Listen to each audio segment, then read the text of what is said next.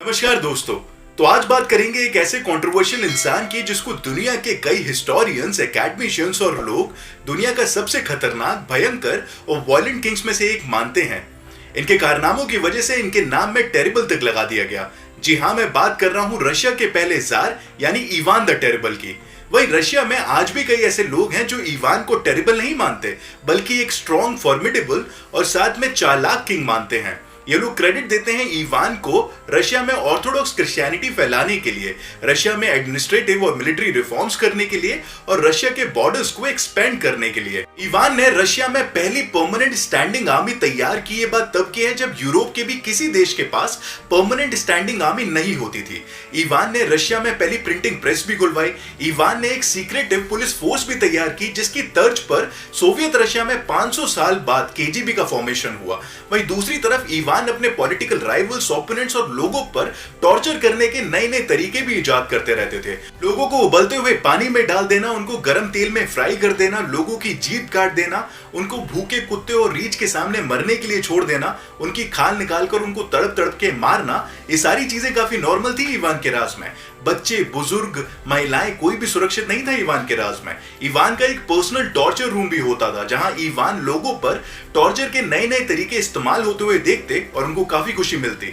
आपको जान के हैरानी होगी कि सोवियत रशिया के सबसे इविल कम्युनिस्ट नेता यानी कि जोसेफ स्टालिन काफी प्रभावित थे और इंस्पायर्ड थे इवान से। क्योंकि स्टालिन इवान को अपना गुरु मानते थे, इसलिए गुरु की तरह ही चेले यानी स्टालिन ने भी एक पर्सनल टॉर्चर रूम बनाया। इस पर्सनल टॉर्चर रूम में स्टालिन अपने पॉलिटिकल राइवल्स और ओपोनेंट्स को दर्द से तड़पता हुआ देखकर काफी खुश होते थे।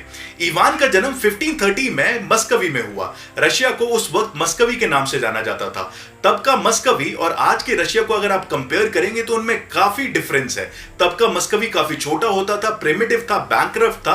ट्रेड और कॉमर्स को बढ़ावा देने के लिए उस वक्त के मस्कवी में ना तो रोड्स थी ना इंफ्रास्ट्रक्चर। तब का मस्कवी एक लैंडलॉक कंट्री था जो तीन तरफ से दुश्मनों से घिरा हुआ था। मस्कवी के ईस्ट में था कजान और अस्त्रखान जैसे इस्लामिक तातर किंगडम्स। कजान और अस्त्रखान में गेंगिस खान के वंशज राज करते थे। ये लोग कभी भी मस्कवी में दाखिल हो जाते, मस्कवी के गांव को लूटते और साथ में बच्चों और औरतों को किडनैप करके ऑटोमन एम्पायर में स्लेव्स की तरह बेच देते। वहीं मस्कवी के साउथ में था ऑटोमन एम्पायर और मस्कवी के वेस्ट में थे कई कैथोलिक कंट्रीज जिनके साथ भी मस्कवी के संबंध कुछ खास अच्छे नहीं थे। अब इवान के पिता वासिली III मस्कवी के ग्रैंड प्रिंस थे और हर राजा की तरह वासिली III भी चाहते थे कि उनका वंश आगे बढ़े। लेकिन वासिली III की पहली वाइफ से उनको कोई भी बच्चा नहीं मिला 20 साल तक। उस वक्त मस्कवी में चर्चेस का एक फरमान भी था कि कोई भी इंसान दूसरी शादी नहीं कर सकता है। लेकिन अपने वंश को आगे बढ़ाने की चाह में वासिली III ने चर्च के इस फरमान को ना मानते हुए दूसरी शादी कर ली इवान की मां एलेना से, जिसके बाद एक होली सेंट ने भविष्यवाणी भी की कि वासिली III ने चर्च की बात ना मानते हुए जो इविल काम किया है उसकी वजह से उनको एक इविल बेटा पैदा होगा जिसके जुल्मों की वजह से रशिया में खून की नदियां बहेंगी। ये भविष्यवाणी कितनी सच्ची और झूठी निकली इसको पता करने के लिए तो आपको पूरा वीडियो देखना पड़ेगा। इवान के पैदा होने के 3 साल बाद ही उनके पिता की मृत्यु हो जाती है एक इन्फेक्शन के कारण, जिसके बाद उनकी मां एलेना रशिया की पूरी बागदौड़ अपने हाथ में संभाल लेती हैं। 6 साल बाद इवान की मां एलेना की भी हत्या कर दी जाती है जहर देके बोयार्स द्वारा। बोयार्स रशिया के पैसे वाले और रसूखदार ट्रेडर्स, वॉरलॉर्ड्स और जमींदार को बोला जाता था। बोयार्स काफी इन्फ्लुएंशियल होते थे रशिया के अंदर और ज्यादातर सारे डिसीजन जो रशिया के क्राउन प्रिंस लेते वो बोयार काउंसिल से सलाह मशवरा करने के बाद ही लिए जाते। इवान की मां की हत्या के बाद बोयार्स के बीच आपस में तनातनी होने लगी रशिया की कमान को संभालने के लिए। मां की हत्या के बाद इवान के मन में भी बोयार्स के प्रति काफी नफरत पैदा हो चुकी थी। बोयार्स भी इवान को कुछ अच्छी तरह ट्रीट नहीं करते। शाही वारिस होने के बाद भी इवान को भिखारियों की तरह रखा जाता। 2 वक्त के खाने के लिए और साथ में कपड़ों के लिए भी इवान को तरसाया जाता। इवान को अपने ही महल में कैदी बना के रखा जाता। सारी चीजों का गुस्सा इवान निकालते मासूम जानवरों पर। इवान कुत्ते, बिल्ली को महल की छत से नीचे फेंक देते और उनको तड़पता हुआ मरते हुए देखकर काफी खुश होते। 13 साल की उम्र में इवान ने सैनिकों की मदद से रशिया के सबसे इन्फ्लुएंशियल और ताकतवर बोयार एंड्रू शुएस्की को कुत्तों के सामने फिकवा कर मरवा डाला।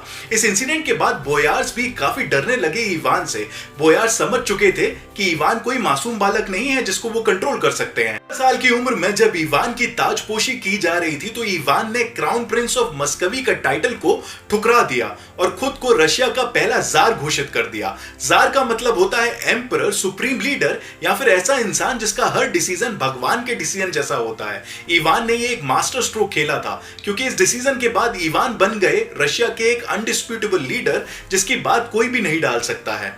इवान ने अपनी जिंदगी में 8 शादियां की और पहली शादी इवान ने 17 साल की उम्र में एनेस्थीसिया रोमानोव से की जो 13 साल तक चली। इवान के राजगद्दी संभालने के बाद ही मॉस्को में एक भयंकर आग लगी। इस आग में मॉस्को के 70% घर जल के खाक हो गए। एक र्यूमर इसके बाद फैला कि इवान के एक रिश्तेदार की लापरवाही की वजह से मॉस्को में यह आग लगी, जिसके बाद लोगों का गुस्सा सड़कों पे उतरा। रशिया में दंगे हुए और लोगों ने इवान के रिश्तेदार को पकड़ के मार दिया। इवान ने बोयार से अपनी दुश्मनी निकालने के लिए इस अपॉर्चुनिटी का इस्तेमाल किया। इवान ने कई बोयार्स पर यह आरोप लगाया कि उन्होंने दंगे भड़काए हैं, जिसके बाद इवान ने कई बोयार्स को मॉस्को के बीचों बीच में लटकवा दिया। इस इंसिडेंट के बाद रशिया के लोगों की समझ में भी यह बात आ चुकी थी कि इवान भले ही उम्र में छोटे हों लेकिन पूरे रशिया को कंट्रोल कर सकते हैं। 1552 में इवान ने रशिया के ईस्ट में बसे हुए इस्लामिक किंगडम कजान पर धावा बोल दिया। डच इंजीनियर्स की मदद से इवान ने असला बारूद का इस्तेमाल करके कजान को घुटने टेकने पर मजबूर कर दिया। कजान पर मिली अपनी जीत की खुशी मनाने के लिए इवान ने मॉस्को में सेंट बेसिल्स कैथीड्रल भी बनवाया, जिसको आज भी रशिया का कल्चरल सिंबल माना जाता है। इवान चाहते थे कि रशिया का ट्रेड और कॉमर्स यूरोपियन कंट्रीज के साथ बढ़े, लेकिन उस वक्त का रशिया एक लैंडलॉक कंट्री था और बाल्टिक सी के अंदर जितने भी इंपॉर्टेंट पोर्ट्स आते थे वो दूसरे कंट्रीज के अधिकार में आते थे। बाल्टिक सी के अंदर पड़ने वाले इंपॉर्टेंट पोर्ट्स को हड़पने के लिए इवान ने 1558 में लिवोनियन वॉर चालू की। आज का लाटविया और एस्टोनिया मिलकर 16th सेंचुरी में लिवोनियन कंट्री बनाता था। लिवोनियन वॉर इवान की लाइफ के सबसे बड़े ब्लंडर्स में से एक है। यह वॉर करीब 24 साल चलती है, जिसके बाद भी रशिया इस वॉर को हार जाता है। ऑलरेडी बैंकरप्ट रशिया की इकोनॉमिक कंडीशन इस वॉर की वजह से बद से बदतर हो जाती है। अब क्योंकि हर साल अच्छा खासा पैसा खर्च किया जा रहा था इस वॉर पर, तो लोगों के डेवलपमेंट पे खर्च करने के लिए पैसा नहीं था, जिसकी वजह से रशिया के अंदर इन्फ्लेशन या फिर महंगाई आसमान छू रही थी। इसकी वजह से रशिया के अंदर भुखमरी फैली और कई लोग भूख की वजह से मारे गए। वहीं 1860 में इवान की पहली पत्नी एनेस्थीसिया रोमानोव की लंबी बीमारी के बाद मौत हो जाती है। अब क्योंकि इवान बोयार से बहुत ज्यादा नफरत करते थे और इवान को पता था कि कैसे बोयार्स ने उनकी मां एलेना की जहर देके हत्या की थी, तो इवान को यह शक था कि उनकी बीवी की मौत के पीछे भी इन बोयार्स का हाथ था। इसलिए इवान ने कई बेगुनाह बोयार्स को मौत के घाट उतरवा दिया। इन बोयार्स में काफी ऐसे लोग थे जो इवान के करीबी थे और इवान के साथ कई सालों से फेथफुल थे।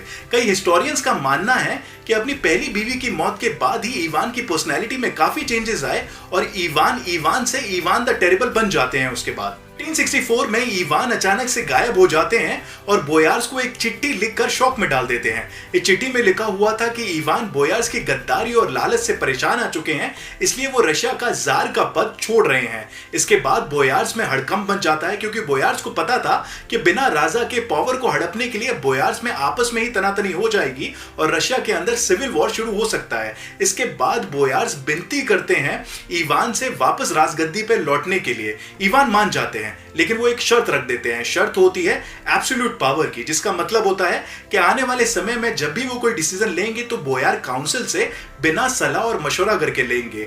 बोयार काउंसिल या फिर चर्च उनके किसी भी फैसले में अड़ंगा नहीं डाल सकती है। इसका मतलब था कि इवान आने वाले टाइम में जितने भी डिसीजन या एक्शन लेंगे उस पर कोई भी सवाल नहीं उठा सकता है, उसको कोई भी जज नहीं कर सकता है, ना उसको कोई क्रिटिसाइज कर सकता है। वहीं बोयार्स के पास और कोई चारा नहीं था, इसलिए इवान की सारी शर्तें बोयार्स मान लेते हैं, जो आगे चल के बोयार्स की सबसे बड़ी गलती साबित होती है। इवान जब वापस आते हैं तो रशिया को 2 पार्ट्स में डिवाइड कर देते हैं। वो पार्ट जो ज्यादा बड़ा होता है, जो ज्यादा डेवलप्ड होता है, जिसमें ज्यादा रिसोर्सेज होते हैं, उसको नाम दिया जाता है ओप्रिचनीना का।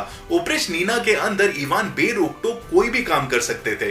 वहीं दूसरा पार्ट जो लीस्ट डेवलप्ड था, जहां कम रिसोर्सेज थे, उसको नाम दिया जाता है ज़ेम्श्चीना का। ज़ेम्श्चीना का कंट्रोल सौंपा गया बोयार काउंसिल को। वहीं इवान ने ओप्रिचनीना के अंदर एक सीक्रेटिव पुलिस फोर्स भी तैयार की, जिसका नाम था ओप्रिचनिकी। ओप्रिचनिकी के बनने के बाद रशिया के अंदर असल टेरर शुरू हुआ। ओप्रिचनिकी के लोगों को इवान की तरफ से खुली छूट मिल रखी थी। ओप्रिचनिकी के लोगों ने रशिया के कई इन्फ्लुएंशियल बेगुनाह बोयार फैमिली के लोगों को मारा। महिलाएं, बच्चे और बुजुर्ग को भी नहीं छोड़ा गया। ओप्रिचनिकी के लोग बोयार्स फैमिली की महिलाओं के साथ जोर जबरदस्ती करते, उनका रेप करते। कुछ ही सालों के अंदर 10,000 से ज्यादा बोयार फैमिली को मौत के घाट उतार चुके थे ये ओप्रिचनिकी के लोग। ओप्रिचनिकी की हैवानियत और दहशत से आम जनता और पीजेंट्स भी नहीं बच सके। पीजेंट्स का कहना था कि जितने जुल्म उनके ऊपर बोयार्स या जमींदार करते थे, उससे 10 गुना ज्यादा वायलेंस तो उनके ऊपर ओप्रिचनिकी के लोगों ने किया।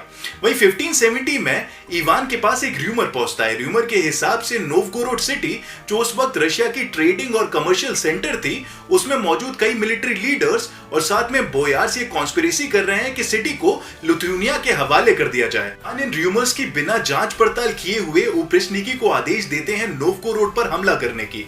नोवगोरोड में मौजूद हर मिलिट्री लीडर और बोयार फैमिली को मार दिया जाता है। हर घर में आग लगा दी जाती है। आम इंसानों को भी नहीं बख्शा जाता है।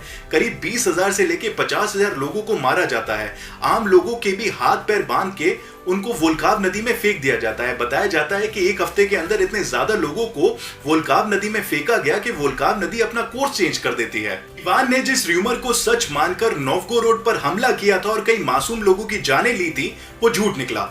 वहीं इवान के इस पागलपन से उनका खुद का परिवार भी नहीं बच सका। अपनी डॉटर इन लॉ की कोई बात पसंद ना आने पर इवान ने अपनी प्रेग्नेंट डॉटर इन लॉ को लात मार दी, जिसकी वजह से उनका मिसकैरेज हुआ।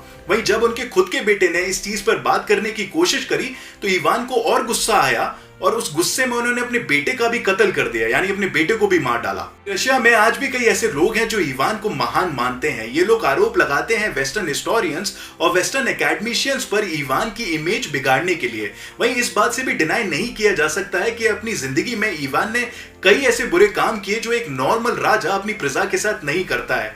वहीं इस बात को भी एक्सेप्ट करना पड़ेगा कि इवान के राज में रशिया के बॉर्डर्स काफी एक्सपेंड हुए।